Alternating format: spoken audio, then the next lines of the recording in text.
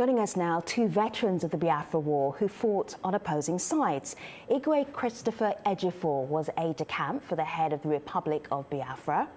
And Chief Olusegun Obasanjo is the former president of Nigeria. He ended the Biafra War as a colonel in the Nigerian army. Gentlemen, it's good to have you here.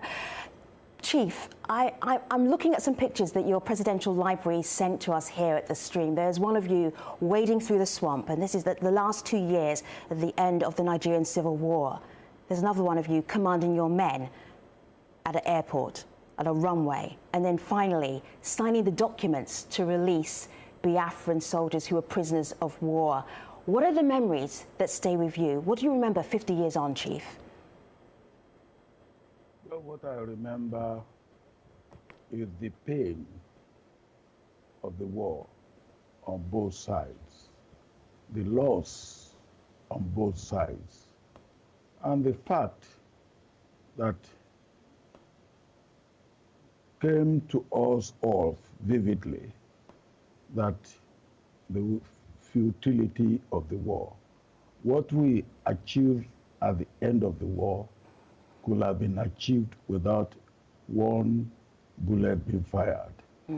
But during the war, we destroyed all the infrastructure that mattered to us.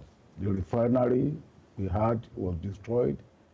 The bridge that connected the east with the west was destroyed.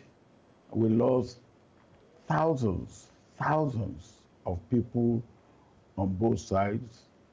I believe what got me vividly is the anguish which we could have saved ourselves from by not fighting the war.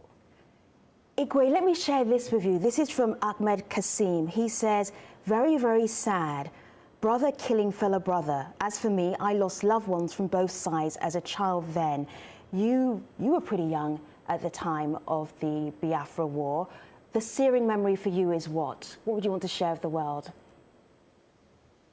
I first joined the Nigerian Army in 1960 in the military school at Zaria, and we were taught to become one Nigeria. I came back from the United Kingdom in 1965 and was teaching in Lagos in the military cantonment in Apapa. But the greatest shock of my life for that war was the fact that a coup d'etat happened in January 1966, which was carried out by a large number of Nigerian army officers from all parts of Nigeria, north, east, west, and south. And their intention was not tribalistic in any shape or form. In fact, their main motive at the time was to change the political structure of Nigeria and release Obasanjo Awolowo. But at the end of the day, history has it on book that it was an evil coup, which totally put a wrong slant on the whole issue. And we had to be killed. We were killed, lives were threatened. I had to escape with my life from Lagos to Biafra, which was not Biafra at the time. And for me, the pains are such that war should never have happened, as the chief just said now, because Rhodesia declared unilateral independence in 1965, and Britain never lifted a finger. Not a British soldier went over to fight Ian Smith.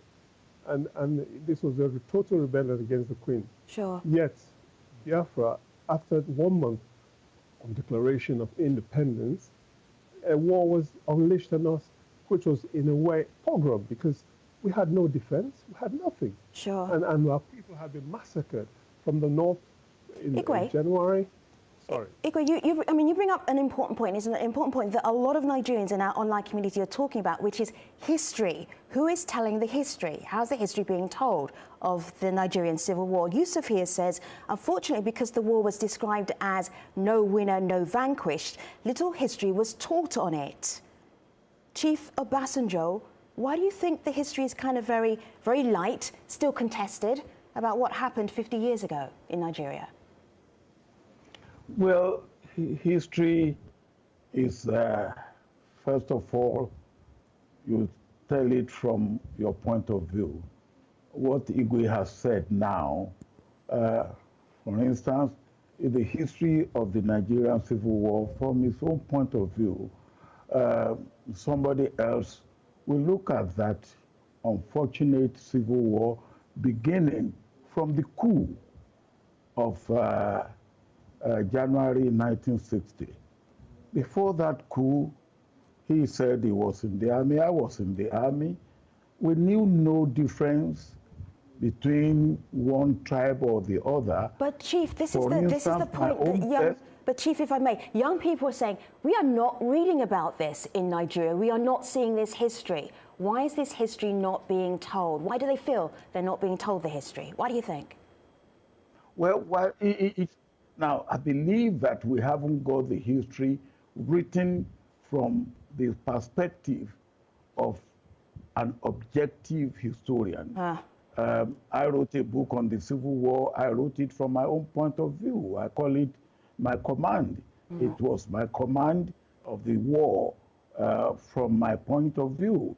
Now, other people have written 5 majors or 4 majors. They wrote it from their own point of view. And the story that, what the Igwe has said. Now, another person will say, look, that the coup was, whatever may be the objective or the intention, the operation of it or the execution of it was one-sided. Now, let me give you figures. From the north, at least 4 very senior military officers were killed. Mai Malare, Abu Golajima, Kru Mohammed, Chief, and James Pam. Chief, Chief, the point that you're making, and I understand it very acutely, and I apologize for pushing you just a little bit for time, is that depending on what side you fought, you have a different story to tell. We appreciate you telling your story on our program today. And also, Igwe, we appreciate you being on this program as well. Thank you so much. We will continue this discussion with the rest of our guests and in another edition of The Stream coming up on the next episode. So, Chief Obasanjo and Igwe Ejiofor, thank you for being part of this program.